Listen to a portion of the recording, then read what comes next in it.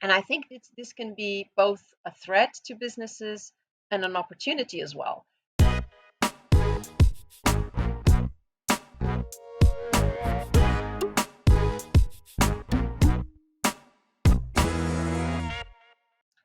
There are three main implications for businesses and business leaders.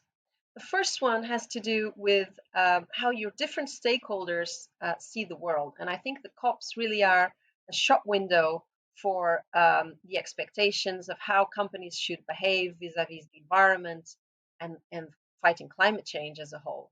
So I think for your consumers, for young people who perhaps will be your future employees, and also for authorities and governments who will then take these pledges and transform them into legislation, into tax laws, into regulations that businesses will have to abide for. So the first one is really understanding society and the direction of travel relating to the planet. The second one has to do with mitigation. And I think this can be both a threat to businesses and an opportunity as well.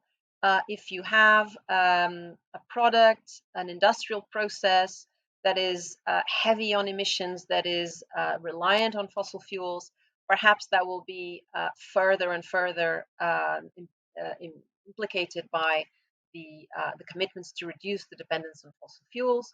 But it's also an opportunity for developing green energy products, technologies that capture carbon, technologies that insulate buildings and create greater energy efficiency, um, industrial processes that are more circular and so create less waste at the end of the useful life of equipments. So there is a wide range of opportunities that come with this mitigation ambition.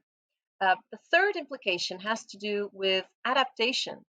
So we will all have to already adapt to a world that has rising temperatures, rising sea levels, more often extreme weather events like floods or heat waves.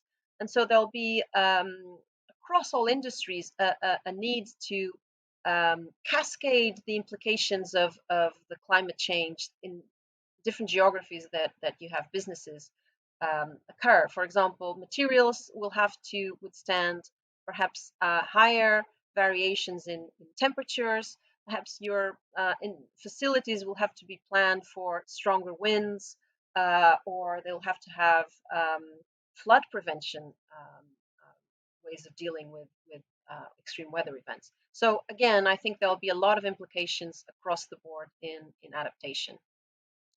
And to finalize, I wanted to share a message which I think it's optimistic, but it's also a call to action.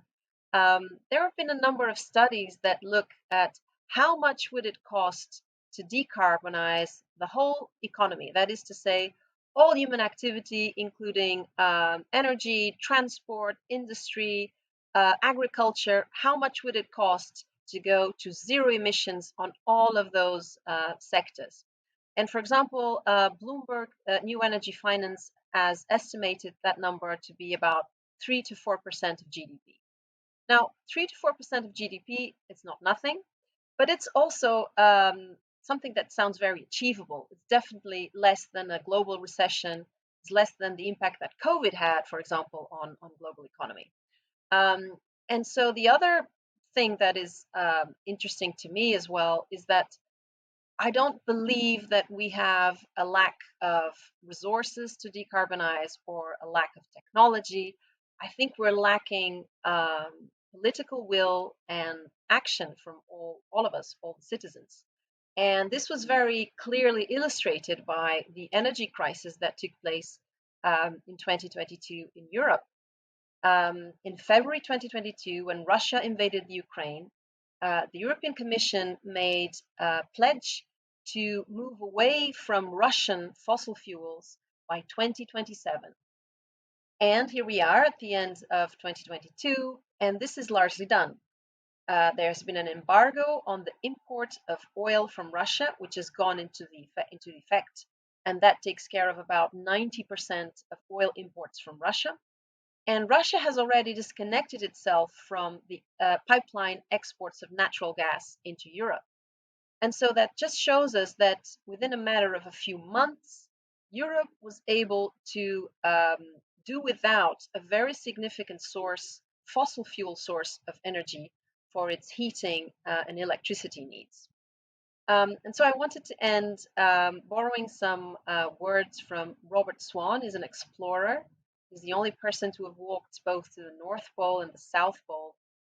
And he says that the greatest threat to our planet is the belief that someone else will save it. And all of us who have influence, who have power, all of business leaders, we all have a responsibility not to do the small things and solve the small problems, but the only way to justify that privilege that we have is to solve the world's biggest problems. And there isn't a bigger problem today than fighting climate change.